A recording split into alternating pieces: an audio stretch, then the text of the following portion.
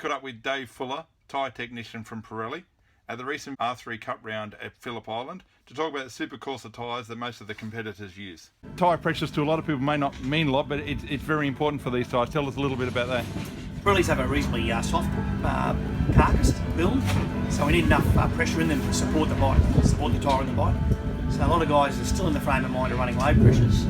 If you run too low on the Pirellis, there's a good chance of excess wear or the front will fold. With the tyre warmers on, the pressure actually builds more, and then the tyre cools down as they go out on track. Exactly. We need a good quality tyre to run these bikes to try and get the heat sink through the tyre, the carcass, and the compound into the rim.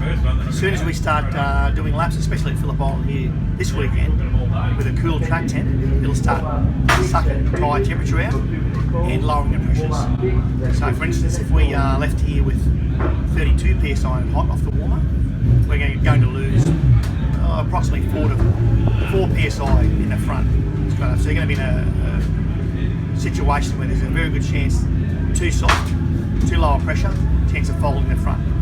And so what's your optimum operating pressure for these tyres, front and rear, for the tyres you're using in R3 Cup? A good operating pressure would be in those mid-30s, like a 32 to 33 on the bike, on the track would be nice. So hence we start with 35, 36 in the bike off the warmer. Even the amount of time we leave these things on warmers.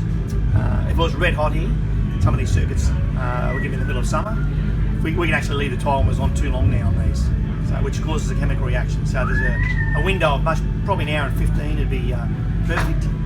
Not as much stress this weekend because of the ambient temperature, but even that can cause issues. If we're really good quality tyre warmers, around 100 degrees, leave them on for 2+ hours, not a good thing.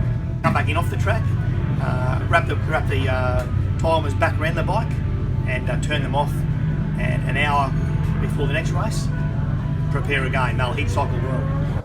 I chose the Pirelli tyres. I knew from back in Supersport days that the Pirelli was a tyre to run, and it was obvious that on the 300s they were obviously the most dominant tyre on the track. We were breaking lap records within 10 or so laps just because of the amount of confidence the Pirelli tyres gave us.